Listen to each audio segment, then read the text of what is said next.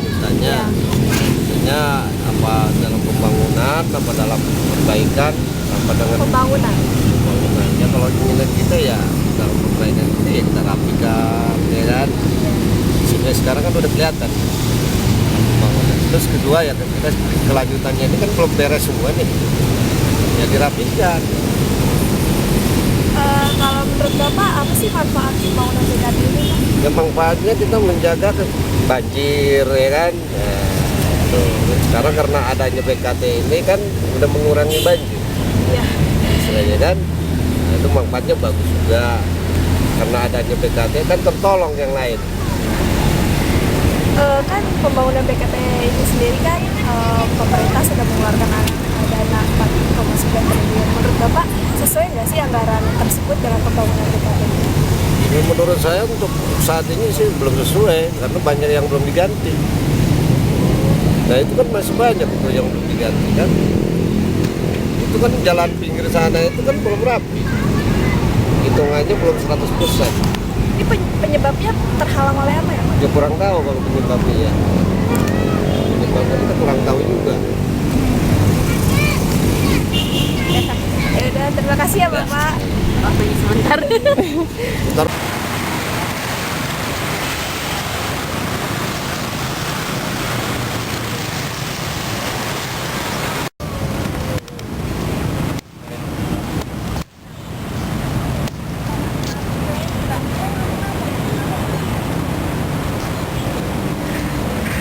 Ayo, Pak, jalan.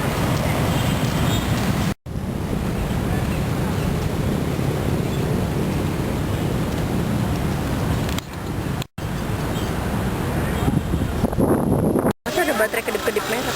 Tuh. Ada itu baterainya. Udah.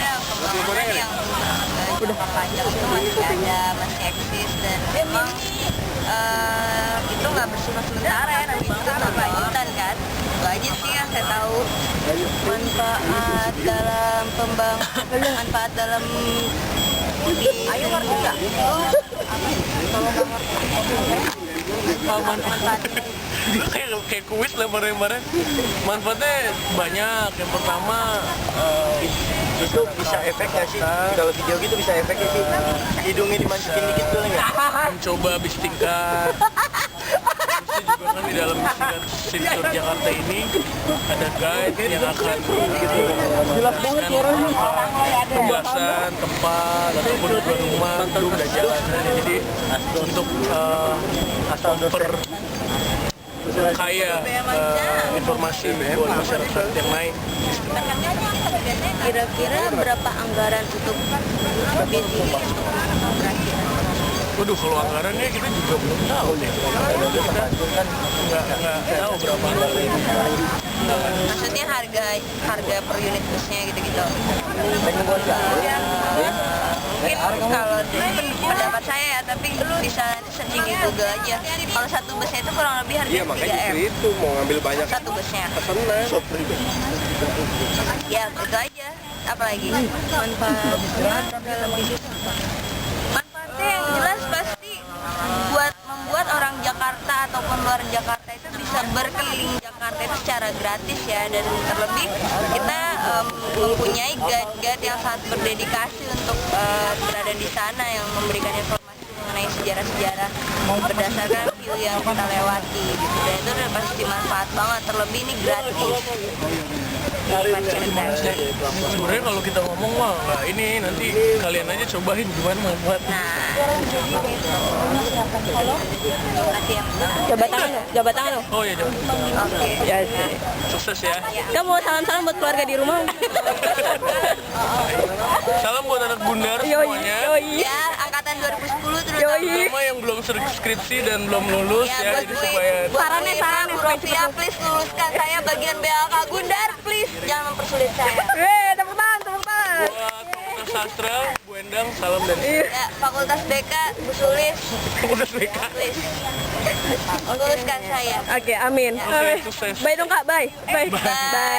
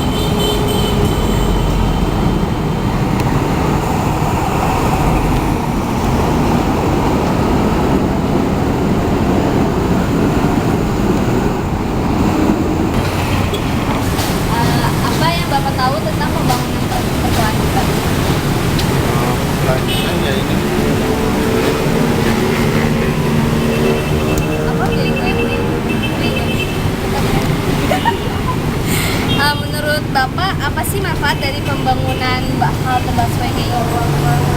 Busway itu kan angkutan massal ya, untuk mempermudah transportasi masyarakat. Bukannya jadi makin macet atau gimana? Bukan, sebenarnya kalau misalkan kita menyadari adanya busway itu kita perjalanan ya, kayak mobil apa seperti ini ya kan, harusnya dia beralih ke busway. Jadi kalau misalkan mereka beralih ke busway, dia mengurangi kemacetan.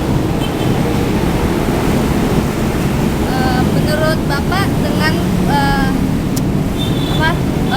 anggaran yang dikeluarkan oleh pemerintah ini sebesar berapa sih? Kalau masalah itu Kurang tahu ya. iya.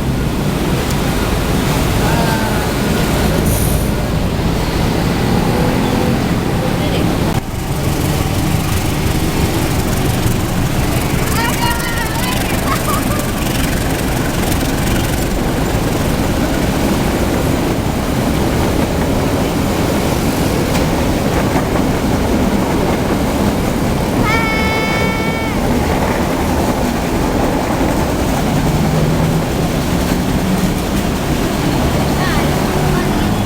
Kita sudah berada di tempat di mana lokasi ini termasuk salah satu pembangunan berkelanjutan, yaitu di Ganjil Kanan Timur atau yang biasa disebut Ganjil.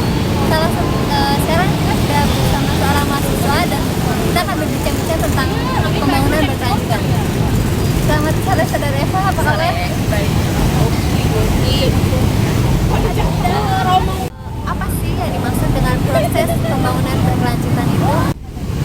Jadi proses pembangunan berkelanjutan adalah berupa lahan, kota, bisnis, masyarakat, dan sebagainya yang berprinsip memenuhi kebutuhan sekarang tanpa mengorbankan pemenuhan kebutuhan generasi masa depan. Faktor apa saja sih yang memotivasi pembangunan berkelanjutan ini? Ya, faktor. Salah satu faktornya yaitu bagaimana memperbaiki kerusakan lingkungan tanpa mengorbankan pembangunan ekonomi dan keadilan sosial. Adakah kebijakan dalam pembangunan berkelanjutan ini dan apa saja sih kebijakan dalam dalam pembangunan berkelanjutan? Kebijakan dalam pembangunan berkelanjutan itu terbagi jadi 3 ya. Yang pertama pembangunan ekonomi, lalu yang kedua pembangunan sosial, dan yang terakhir perlindungan lingkungan. 3. Bagaimana dengan negara lain yang juga menerapkan sistem pembangunan berkelanjutan ini, dan dalam bidang apa saja sih yang diterapkan negara lain itu sendiri? Pembangunan kelanjutan sebenarnya sudah diterapkan di beberapa negara ya. Contohnya negara Eropa. Pertama kali dikembangkan dalam bidang kehutanan. Di sana ada beberapa aturan tentang kesinambungan penggunaan kayu tanpa memperluas bidang yang lain. Jadi hanya berfokus pada bidang kehutanan itu sendiri.